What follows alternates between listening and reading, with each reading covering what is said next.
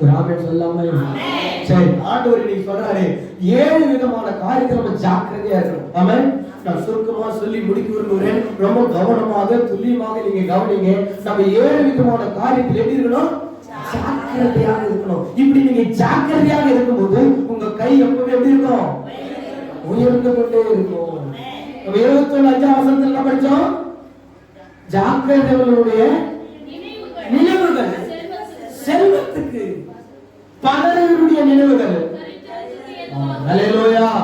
நம்முடைய ஜாக்கிரதை நம்முடைய நினைவில் எப்பவுமே இருக்கணும். நம்முடைய எண்ணத்துல எப்பவுமே இருக்கணும். நம்முடைய ஆத்மாவில் எப்பவுமே இருக்கணும். நம்முடைய ஆத்மாவை குறித்து ஒரு எச்சரிக்கையுள்ள வாழ்க்கை நம்ம வாழணும். ஆமென். நம்முடைய ஆத்மா முதல்ல நீங்க எடுத்து வாசிக்கலாம். உபாகம் எழுதின புத்தகம் 4ஆம் அதிகாரம் 10வது வசனம் இப்படி சொல்லப்பட்டிருக்கிறது. உபாகமம் 4ஆம் அதிகாரம் 10வது வசனத்தை நாம் வாசிக்கும் போது 4:10 உன் கண்கள் கண்ட காரியங்களை நீ மறவாதபடிக்கு உன் ஜீவனுள்ள நாளெல்லாம் அவைகள் உன் இதயத்தை விட்டு நீங்காதபடிக்கு நீ எச்சரிக்கையாய் இருந்து உன் ஆத்துமா ஜாக்கிரதையாய் காத்துக்கொள். அவைகளால் உன் பிள்ளைகளுக்கும் உன் பிள்ளைகளின் பிள்ளைகளுக்கும் அறிவிப்பாய். ஹல்லேலூயா. வேத வசனத்தை கேட்கிற நீங்க, ஆண்டவருடைய சத்தியத்தை கேட்கிற நீங்க, ஆண்டவர் கொடுக்கிற உங்களுக்கு கொடுக்கிற அந்த உங்களுக்கு கொடுத்திருக்கிற அந்த ஆத்மாவை குறித்து எப்படி இருக்கணுமா? உங்களுக்கு ஆத்மா இருக்குதா இல்லையா? ஆத்மா இருக்குதா இல்லையா? ஒரு மனிதனுக்கு தான் ஆத்மா ஆண்டவர் கொடுத்திருக்கிறார். மிருகத்துக்கோ பூச்சிகளுக்கோ ஊர் பிரயாணிகளுக்கோ ஆத்மா கிடையாது. யாருக்கு ஆத்மா இருக்குது? ஆத்மா. அந்த ஆத்மா தான் மனசாட்சின்னு சொல்லுவோம். அந்த ஆத்மா தான் மனசாட்சி. மனசாட்சி தொட்டு சொல்லு. நீ எடுத்தே இருக்கு மனசாட்சி தொட்டு சொல்லு.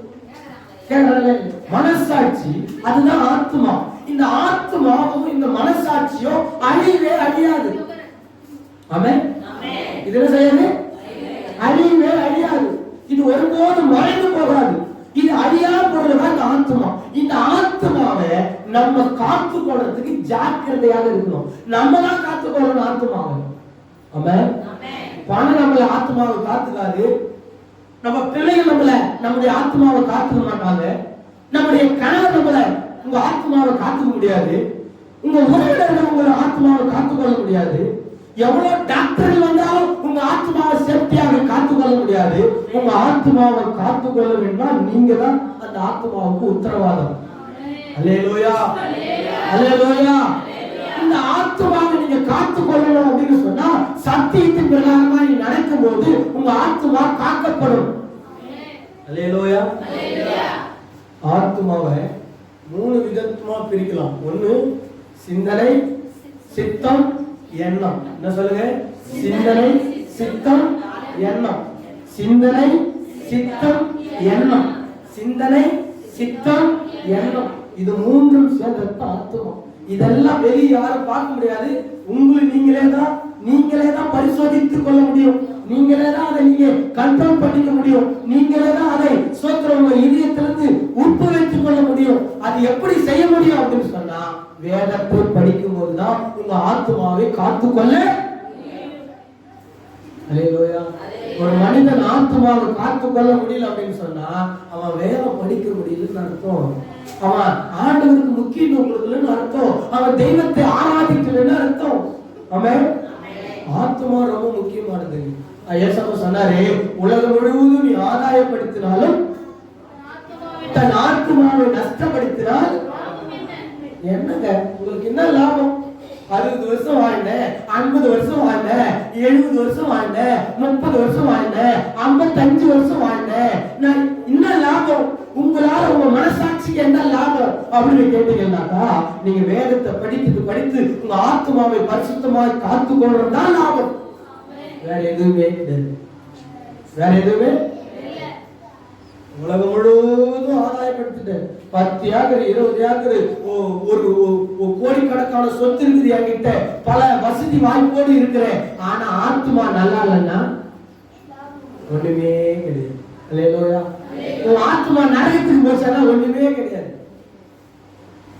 2 மனிதர்களை குறித்து ஆண்டவர் சொன்னார். ஒருத்தன் ஐஸ்வர்யவான், ஒருத்தன் லாசரு. தெரியுமா அந்த சம்பவம் உங்களுக்கு? ஐஸ்வர்யவான் எப்படி வாழ்ந்தான்? சுகபோகமா வாழ்ந்தான். மனம் போன போக்கு, கால் போன போக்கு. அவன் டெய்லி ஒரு வஸ்திரம், டெய்லி ஒரு சாப்பாடு, டெய்லி ஒரு வண்டி வாகனம். அவன் இஷ்டமோட வாழ்ந்தான்.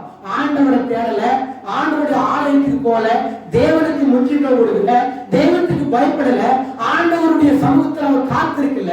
ஆனா அவனுக்கு பணம் இருந்தது, பொருள் இருந்தது, வசதி வாய்ப்புகள் இருந்தது, எல்லாம் இருந்தது, எல்லாம் அவனுக்கு கூடி வந்தது. ஆனா ஆத்மாவை ஆண்டவருக்கு கொடுத்து.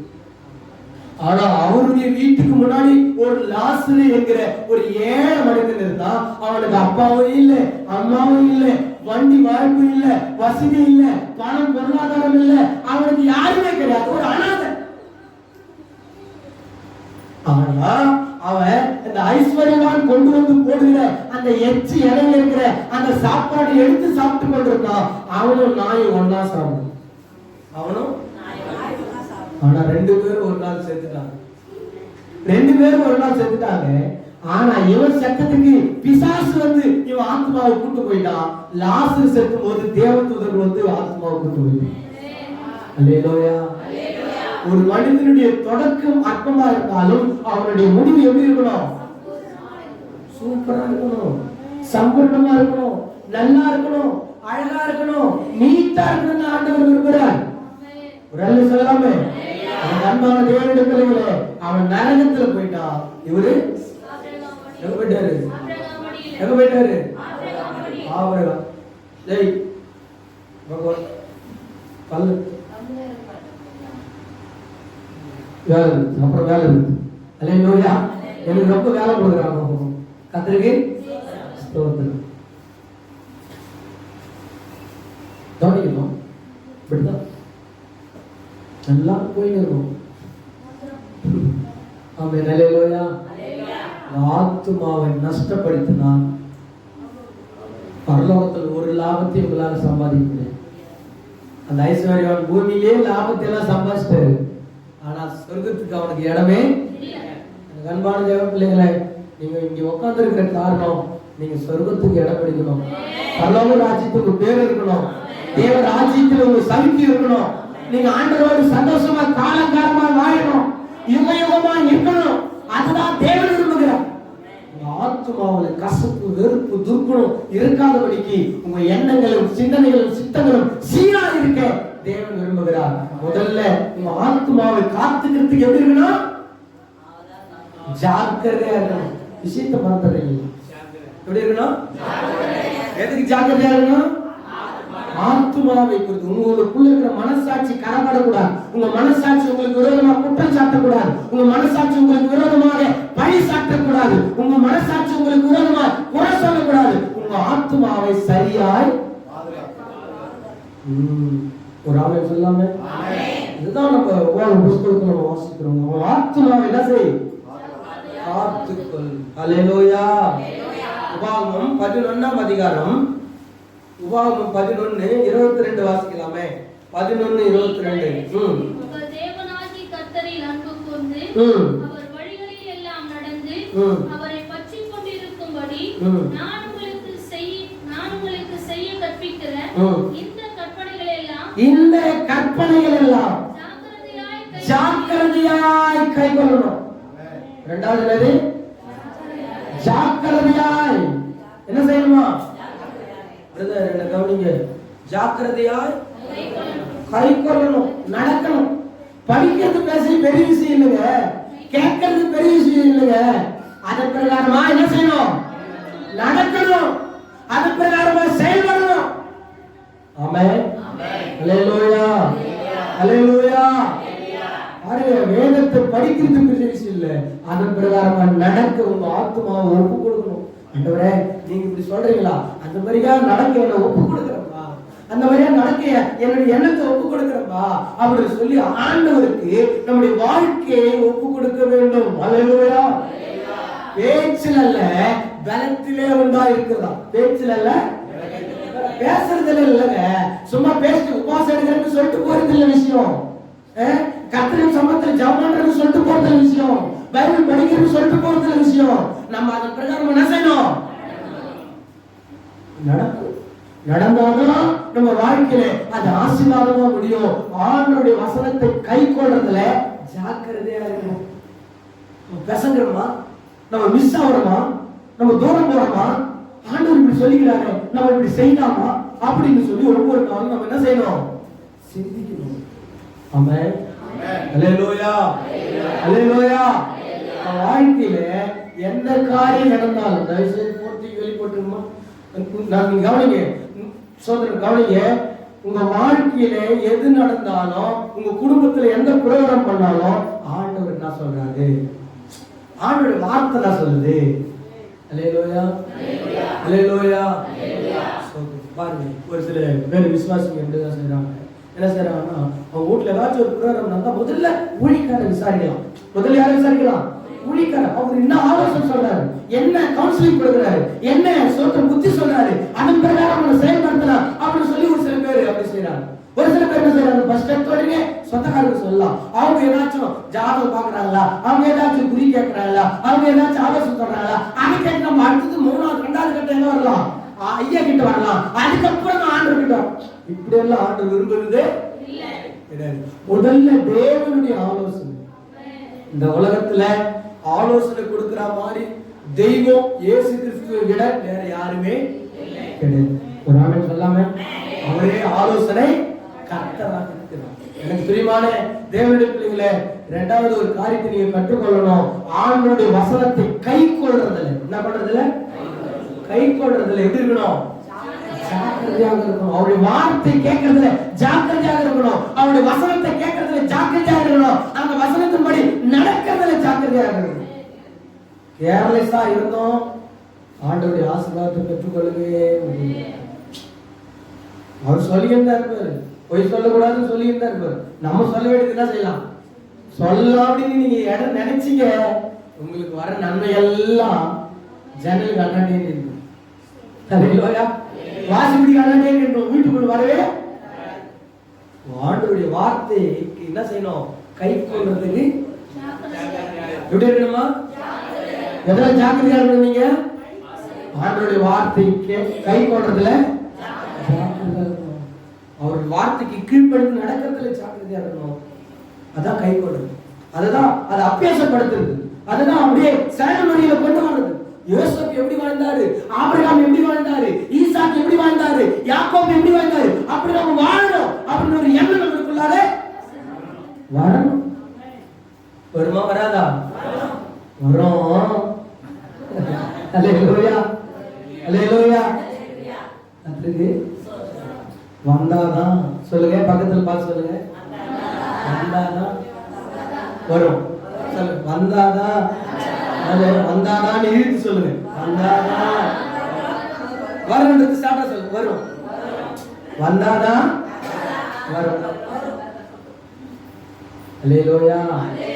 அந்த எண்ணம், அந்த ஆண்டவருடைய வார்த்தை கீழ்ப்படியணும் அப்படின்னு எண்ணம் வந்தாதான் நம்மளுக்கு ஆசீர்வாதமே புரிஞ்சிருக்குன்னு நினைக்கிறேன். அன்பான தேவ பிள்ளைகளே, இன்னைக்கு இந்த காலை வேளையில ஆண்டவர் சொல்றாரு மூணாவது ஒரு காரியத்தை. சோத்திரம் 1 கொரிந்தியர் சோத்திரம் 8ஆம் அதிகாரம் 16ஆம் வசனத்தை நாம் வாசிக்கலாம். சோத்திரம் 1 கொரிந்தியர் எழுதின புத்தகம் 8:16 16 சரியா? 1 கொரிந்தியர் 2 கொரிந்தியர் உங்களுக்காக இப்படிப்பட்ட ஜாக்கிரதை உண்டாயிருக்கும்படி தீத்துவின் இருதயத்தில் அருளின தேவனுக்கு ஸ்தோத்திரம். அல்லேலூயா. இப்படிப்பட்ட ஜாக்கிரதை அதுல நீங்க கேட்டுக்கொண்டதை அவன் அங்கீகரித்ததும் அல்லாமல் அவன் அதிக ஜாக்கிரதையாய் இருந்து தன் மன விருப்பத்தின்படி உங்களுக்கு வர புறப்பட்டான். அல்லேலூயா, அல்லேலூயா. என்னன்னா அப்போஸ்தலனாகிய பவுல் சொல்றாரு, நீங்க எதுல ஜாக்கிரதையாக இருக்கணும்னு சொன்னா கர்த்தருக்கு கொடுக்கிறதுல நீங்க எப்படி இருக்கணும்? ஜாக்கிரதையாக இருக்கணும். இந்த அதிகாரத்தை நீங்க ஃபுல்லா நீங்க வீட்டுல போய் படிச்சு பாருங்க. இந்த கொரிந்தியில் இருக்கிற திருச்சபைக்கு ஆண்டவர் எப்படி எழுதுறாரு அப்படின்னா, இந்த மக்கதோனியா நாட்டில் இருக்கிற மக்களை குறித்து சாட்சியாக சொல்றாரு. இந்த மக்கதோனியா நாட்டில் இருக்கிற மக்கள் ஆண்டவருக்கு எப்படி எல்லாம் கொடுத்தாங்க, ஆண்டவருக்கு எப்படி எல்லாம் அவங்களுடைய ஸ்தோத்திர காணிக்கைகளை செலுத்தினாங்க அப்படின்னு சொல்லி அப்போஸ்தலனாகிய பவுல் கொரிந்தி திருச்சபைக்கு என்ன செய்றாரு? எழுதுறாரு. அல்லேலூயா, அல்லேலூயா. இந்த தர்ம பணம் என்ன பணம்? தர்மம் செய்யறதுக்கு பணம், ஊழியக்காரர்களுக்கு தேவையான பணம், ஊழியத்துக்கு தேவையான பணம், திருச்சபைக்கு தேவையான பணம், எல்லா பணத்தையும் இந்த மக்கதோனியா திருச்சபையில் இருக்கிற மக்கள் சேகாரம் பண்ணி சேர்த்து வச்சு தீத்து கையில கொடுத்தாங்க. யார் கையில? தீத்து என்கிற தேவ மனிதன் கிட்ட கொடுத்தாங்க. நீங்க இந்த 8ஆம் அதிகாரத்தை நீங்க வாசிக்கணும். வீட்டுக்கு போய் 2 கொரிந்தியர் 8ஆம் அதிகாரத்தை வீட்டுல போய் வாசிங்க. அது ஃபுல்லாவே வாசிக்கிறதுக்கு நேரம் இல்ல. இது ஃபுல்லாவே என்ன சொல்லுதுன்னா, நீங்க கர்த்தருக்கு கொடுக்கிறதுல எப்படி இருக்கணுமா? ஜாக்கிரதையா இருக்கணும். நாம சொல்லாமே ஆண்டவருக்கு கொடுக்கிறதுல நம்ம ஜாக்கிரதையா இருக்கணும். இன்னைக்கு நிறைய பேரு கஞ்ச பிசுனாரி பண்றதுனால அந்த ஆசீர்வாதமே இல்லாத இருக்குது. ஆண்டவருக்கு அந்த கொடுக்கிறதுல உண்மை இல்லாததுனால இன்னைக்கு வரைக்கும் ஆண்டவருக்கு ஆசீர்வாதம் வராம இருக்கு. ஆண்டவர் சமுத்திரத்து ஆசீர்வாதம் வராம இருக்கிறது.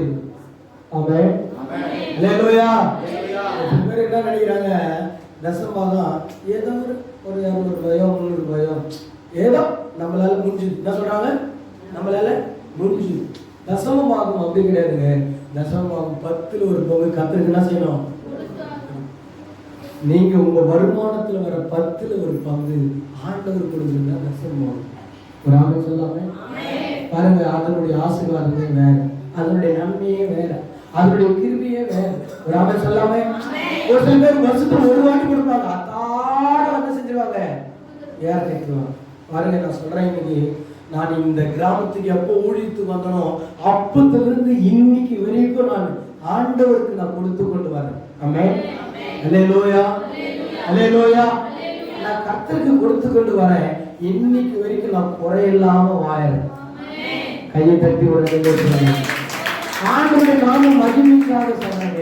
இன்னைக்கு வரைக்கும் குறையில்லாம ஆண்டவர் நடத்தி வர்றாரு. இன்னைக்கு வரைக்கும் ஆண்டவர் ஆசீர்வாதமா நடத்தி வர்றாரு. ஜஸ்ட் 10 ரூபாயில இருந்து ஆரம்பிச்ச தசமபாகம். ஆமென், அல்லேலூயா.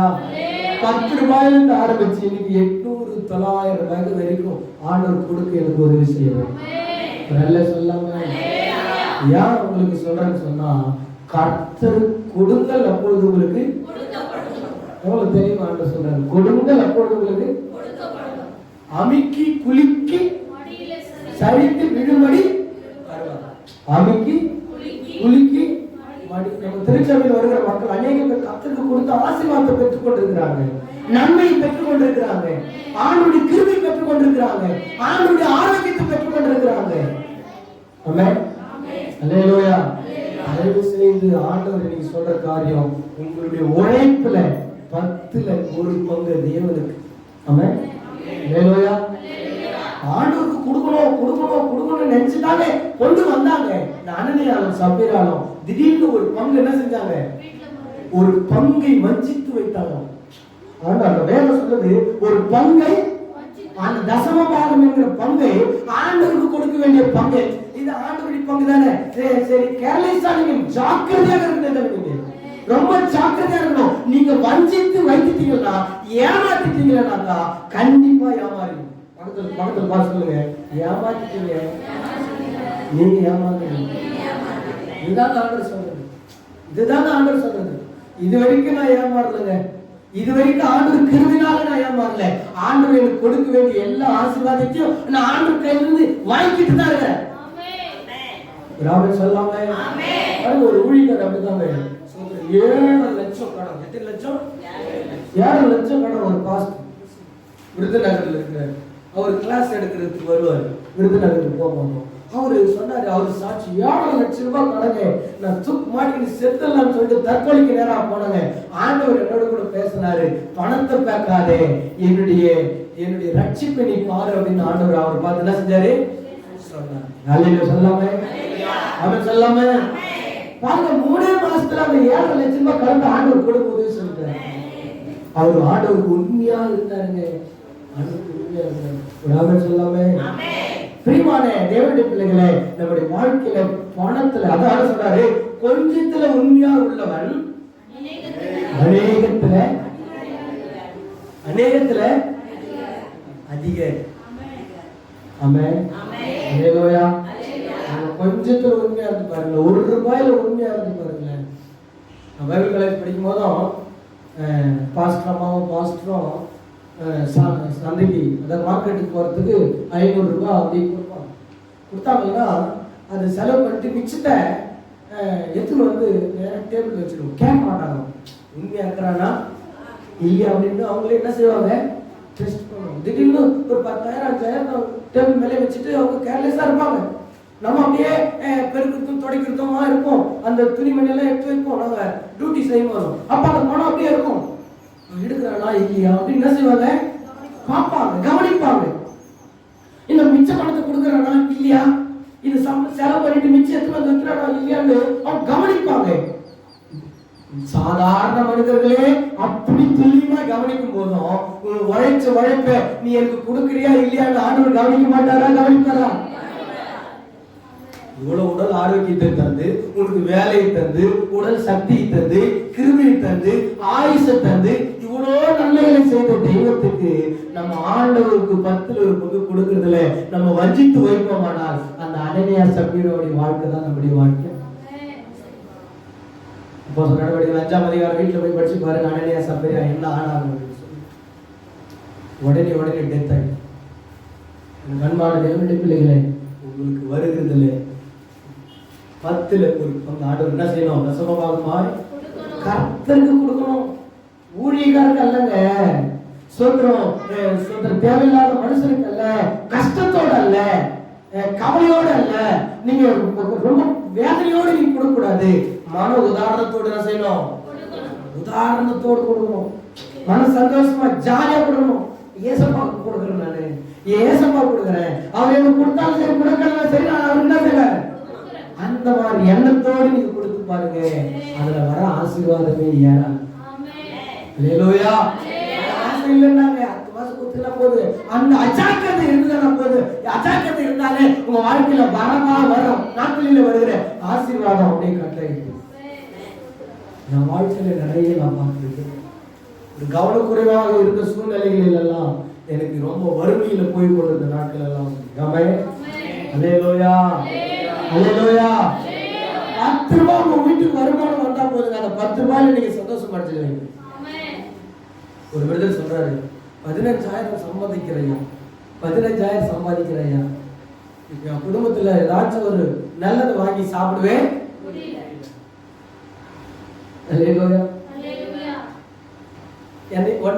என்ன நினைச்சுக்கிறேன் நான், என்ன நினைச்சுக்கிறேன், பரவாயில்ல ஆண்டவர் என்ன செஞ்சுக்கிறாரு, என்னென்ன செஞ்சுக்கிறாரு, ஆசீர்வாதமா வச்சுக்கிறேன். அல்லேலூயா, அல்லேலூயா. ஏன்னா நீங்க ஆண்டவர் கொடுக்கிற காணிக்கை எல்லாம் அது எனக்கு கர்த்தர் கொடுக்கிற எனக்கு கொடுக்கிற ஒரு உழைப்பு. அதாவது என்ன சொல்றது, ஒரு ஆசீர்வாதம், ஆண்டவர் கொடுக்கிற ஆசீர்வாதம். நீங்க கொடுக்கறீங்க எனக்கு, இது வரைக்கும் நீங்க கொடுத்து நான் வாழலைங்க, ஏசப்பா தான் இது வரைக்கும் கொடுத்துருங்க. அல்லேலூயா சொல்லாம. சில பேர் திடீர்னு கஷ்டமா கட் பண்றாங்க, அந்த நேரத்துல என்னன்னு தெரியாது, திடீர்னு பேங்க்ல 2-3 பேர் போட்டுட்டே இருப்பாங்க. அது அவங்க கொடுக்குற வரைக்கும் எனக்கு போட்டுட்டே இருப்பாங்க. ஒரு பக்கம் அடைஞ்சு அவனோட பக்கம் ஆண்டு செஞ்சாரு திறந்துறாரு. ஆனா அவங்க கேட்க மாட்டேன், ஏன் சிஸ்டர் கொடுக்கல, ஏன் பிரதர் கொடுக்கல கேட்க மாட்டேன். அவங்க உணரணும். உணர்ற வரைக்கும் நம்ம சொல்லக்கூடாதுங்க. நான் என் வாழ்க்கையில நிறைய வருஷத்துல நான் அனுபவிச்சிருக்கிறேன். ஒரு சில பேர் குத்துக்கிட்டே இருப்பாங்க, திடீர்னு கட் பண்றாங்க. திடீர்னு அந்த மாசத்துல பாத்தீங்கன்னா எனக்கு பேங்க்ல எக்ஸ்ட்ரா பணத்தெல்லாம் செய்வாங்க, ஒருத்தர் போடுவோம் அனுப்புவாங்க. அனுப்பிச்சிட்டேன்னு சொல்லுவாங்க, நான் பார்க்கவும் மாட்டேன். அப்ப அதுக்கு பிறகுதான் நான் போய் எடுத்துட்டு வந்து என் குடும்ப காரியங்களை நான் பார்ப்பேன். இந்த மாதிரி நிறைய என் வாழ்க்கையில இருக்கு. பாருங்க, ஆண்டவர் தான் கொடுக்குறான்னு நீங்க நினைச்சிட்டீங்கன்னா நீங்க மனசுகிட்ட எதிர்பார்க்கவே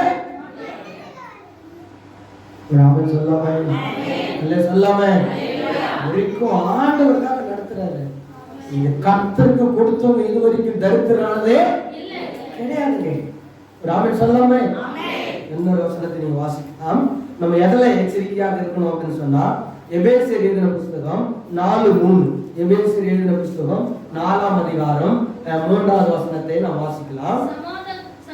சமாதான கத்தினால் ஆவியின் ஒருமையை காத்துக் கொள்ளுகிறதுக்கு ஜாக்கிரதையாக இருங்கள். எதில் ஜாக்கிரதையா இருக்கணுமா? ஆவியின் ஒருமையை காத்துக் கொள்றதுக்கு ஜாக்கிரதையாக இருக்கணும். ஆவியின் ஒருமை கவனிக்கிறீங்களா? எங்கேயோ போறீங்களா? அல்லேலூயா. எதை காத்துக் கொள்றதுக்கு ஜாக்கிரதையா இருக்கணுமா? ஆவியின் பிரதர் கவனிக்கிறீங்களா? எதை காத்துக் கொள்ளணுமா? ஆவியின் ஒருமை. ஆவினா வார்த்தை. வார்த்தையில ஒருமை தேவை. வார்த்தை என்ன தேவை? கணவன் என்ன சொல்றாரோ அதான் மனைவி கேட்கணும். மனைவி என்ன சொல்றாரோ அதான் கணவன். நீ என்ன சொல்றது, நான் கேட்கணும். இந்த ஒருமனப்பாடு இல்லை என்றால் தேவனுடைய ஆசீர்வாதத்தை பெற்றுக்கொள்ளவே முடியாது. இந்த ஆவியின் ஒருமையை காத்துக் கொள்றதுக்கு எப்படி இருக்கணுமா? நிச்சயமா எப்படி இருக்கணும்? ஜாக்கிரதையா இருக்கணும். அப்பா அம்மா என்ன சொல்றாங்களோ அதான் பிள்ளைங்க கேட்கணும். பிள்ளைங்க என்ன சொல்றாங்களோ அதான் அப்பா அம்மா கேட்கணும். ஸ்தோத்திரம். கணவன் என்ன சொல்றா மனைவி கேட்கணும். ஊழியக்காரன் சொல்றாரோ அதான் விசுவாசிகள் கேட்கணும். இப்படி பெரியவங்க என்ன சொல்றாங்களோ அதுதான் சிறு பிள்ளைகள் கேட்கணும். இந்த ஆவியின் ஒருமை என்ன செய்யணும்? நான் சொல்றது நீங்க கேட்கலன்னா என்ன அர்த்தம் தெரியல? நான் சரியில்லை. ரைட்டா தப்பா? ரைட்டா தப்பா? நான் இப்ப சொல்றேன் பிரதர் அப்படி பண்ணாதீங்க பிரதர் அப்படின்னா, அப்படி நான் பண்ணிட்டு இருந்தேன்னா நான் சரியில்லைன்னு அர்த்தம். நான் சரியில்லைன்னா நான் சொல்றது கேட்கவே மாட்டாங்க. அது அப்பா அம்மா இருந்தாலும் சரி, அது அண்ணன் தம்பியா இருந்தாலும் சரி, அது அக்கா தங்கச்சி இருந்தாலும் சரி, ஃபர்ஸ்ட் நான் சரியா இருந்த பிறகு மற்றவங்க என்ன செய்யணும்? சரி ராமே சொல்லாமே. அப்போ நீங்க சொல்றது மற்றவங்க கேட்கணும் அப்படின்னா அப்ப நீங்க ஃபர்ஸ்ட் என்ன செய்யணும்? சரி ரெல்ல சொல்லாமே. ஆவியின் ஒருமையை காத்துக் கொள்றதுக்கு எப்படி இருக்கணும்? ஜாக்கிரதையா இருக்கணும். ரொம்ப கவனமா இருக்கணும். நம்ம பேசுறது ஒரே பேச்சா இருக்கணும், ஒரே செயல்பாடா இருக்கணும். எதை நம்ம பேசணுமோ அதுதான் நம்ம வாழ்க்கையில அபியாசப்படுத்தணும். அதுதான் நம்ம வாழ்க்கையில செய்து காட்டணும்.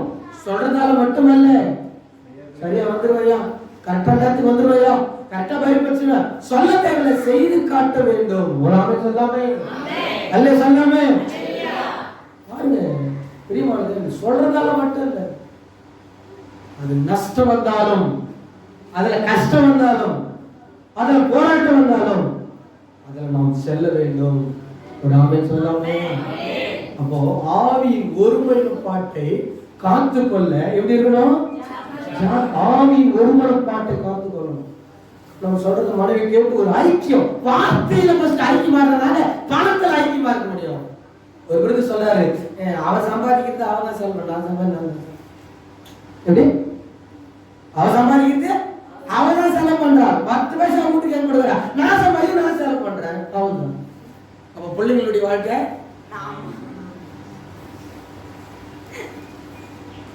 அல்லேலூயா. அப்போ ஆவியில அதாவது வார்த்தையில ஒருமனப்பாடு இல்லைன்னா பணத்துல என்ன இருக்காது? ஒருமனம் இருக்காது. வாழ்க்கையில ஒருமனம் இருக்காது. செயல்பாட்டில ஒருமனம் இருக்காது. ஒரு ஆமென் சொல்லாமே. கவனிக்கிறீங்களா? இந்த சத்தியத்தெல்லாம் வேற எங்கேயும் சொல்ல மாட்டாங்க. நீங்க என் பிள்ளைகளா இருக்கிறதுனால உங்களுக்கு நான் சொல்லுகிறேன். என் கண்மான தேவனுடைய பிள்ளைகள், ஆவியின் ஒருமனப்பாட்டை காத்துக் கொள்றதுல எப்படி இருக்கணும்? நீங்க ஜாக்கிரதையா இருக்கணும். நீங்க ஃபர்ஸ்ட் சரியா இருக்கணும். அப்பதான் நீங்க சொல்றத மத்தவங்க சொல்ல வந்துட்டாரு. சொல்ல மாட்டாங்க. அப்ப ஏதாவது சொல்ல வந்துட்டாரு. உன் இதுவே காத்தடிக்குது. அல்லேலூயா. உன் இதுவே காத்தடிக்குது.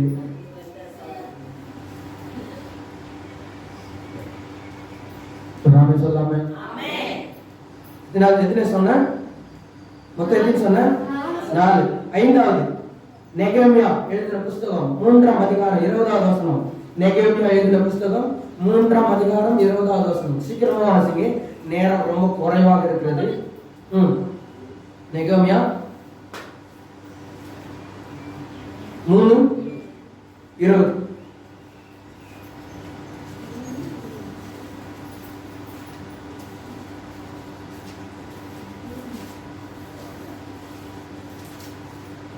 அவனுக்கு பின்னாக சாவாயின் குமாரன் மார்க் அந்த கோடிக்கு வந்து துவங்கி பிரதான ஆசாரியனாகிய எலியாசிபின் வாசற்படி மட்டும் இருக்கிற பின்னொரு பங்கை வெகு ஜாக்கிரதையோட பழுது பார்த்து கட்டினார். அல்லேலூயா.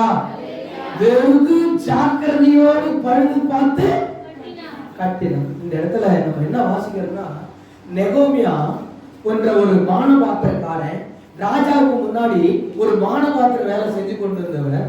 ஆலயம் இடிக்கப்பட்ட நிலைமையில் இருந்தது. எருசலேமில் ஆலயம் இடிக்கப்பட்ட நிலைமையில் இருக்கும்போது ராஜா கிட்ட பர்மிஷன் கேட்டு ஆலயத்தை கட்ட போறேன், ஆலயத்தை சீர்படுத்த போறேன், ஆலயத்தை பழுது பார்க்க போறேன்னு சொல்லி ராஜா கிட்ட பர்மிஷன் கடிதத்தை வாங்கி கொண்டு அந்த கடிதத்தோடு கூட பணத்தையும் பொருளையும் வாங்கி கொண்டு எருசலேமுக்கு வந்து அந்த எருசலேமில் இருக்கிற தேவாலயத்தை சுத்தி பார்த்து எருசலேமுடைய ஆலயம் எங்கெங்க இடிக்கப்பட்டிருக்கிறது, எங்கெங்க சுட்டரிக்கப்பட்டிருக்கிறது, எங்கெங்க கெட்டு போயிருக்கிறது பார்த்து அதை பழுது பார்க்க தொடங்கினார்கள். அது என்ன செஞ்சாங்க? பழுது பார்க்க தொடங்கினார்கள். பழுது பார்க்கிறது எப்படி பழுது பார்க்கணும்? ஜாக்கிரதையோடு. அந்த வசனத்தை வாசித்து பாருங்க.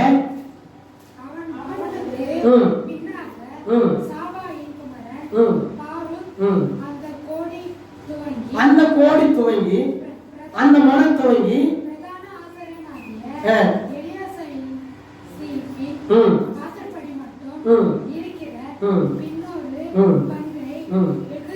வெகு ஜாக்கிரதையோடு. அல்லேலூயா.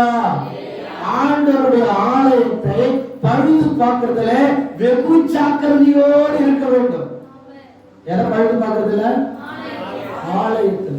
பாருங்க, வருஷத்துல ஒரு தடவை பெயிண்ட் அடிக்கிறோம், சுண்ணம் அடிக்கிறோம், அது பண்றோம், இது பண்றோம். ஆலயத்தை குறித்த ஒரு பக்தி வைராக்கியம், ஆலயத்தின் மேல ஒரு தாகம். ஆமென்.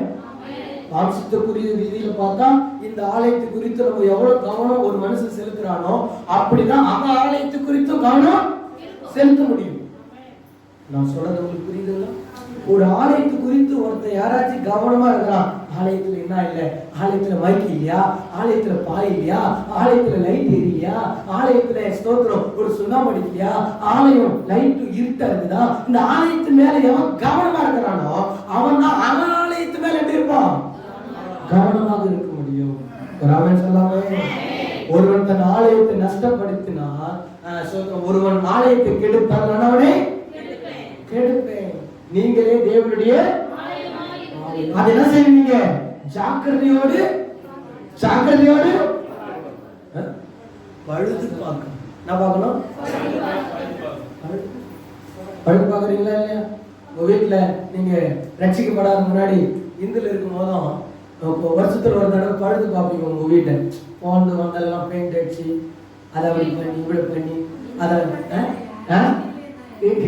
பண்றாங்க. எப்ப பண்றாங்க? கிறிஸ்துமஸ்க்கு. ஆமா, அப்பதான் உங்களுக்கு அந்த ஒற்றையெல்லாம் அடிக்க தோணுது. அல்லேலூயா. அப்படி இல்லைங்க, நம்முடைய ஆலயத்தை நம்முடைய சரீரத்தை டெய்லி என்ன செய்யணும்? தினம் பழுது பார்க்க வேண்டும், கவனிக்கணும், சீர்படுத்தணும். ஒரு ஜபம் இல்லையா, ஜபம் பண்ணலன்னா உங்களுக்குள்ள பழுதாயிடுச்சுன்னு அர்த்தம். வேகம் படிக்கலையா, நீங்க பழுதாயிட்டு இருக்கீங்கன்னு அர்த்தம். ஒரு பக்கம் இடிக்கப்பட்டிருக்குன்னு அர்த்தம், ஒரு பக்கம் சுட்டரிக்கப்பட்டிருக்குன்னு அர்த்தம். நீங்க ஒரு வாரம் ஞாயிற்றுக்கிழமை வரலையா, உங்க வாழ்க்கையில ஏதோ ஒரு இடத்துல பழுதாயிட்டு இருக்குன்னு அர்த்தம். அது கெட்டு போயிட்டு இருக்கு அர்த்தம். அதை சீர் பண்ணணும்னா உங்க ஆலயத்தை நீங்கள் பழுது பார்க்கிறதுக்கு ஜாக்கிரதையோடு என்ன செய்யணும்? அல்லேலூயா. எங்க விழுந்தோம் என்று மனம் திரும்பு அப்படின்னு ஆண்டு சொல்றாங்க. எங்க எந்த இடத்துல விழுந்தோம், எந்த இடத்துல தப்பு பண்ணிட்டோம் அப்படின்னு நம்ம ஃபர்ஸ்ட் என்ன செய்யணும்? ராம சொல்லாமே இல்ல சொல்லாமே. இப்போ நம்ம தெருவில் அடிக்கடி பீஸ் போட்ட உடனே அந்த இவங்க வராங்க, யாரு?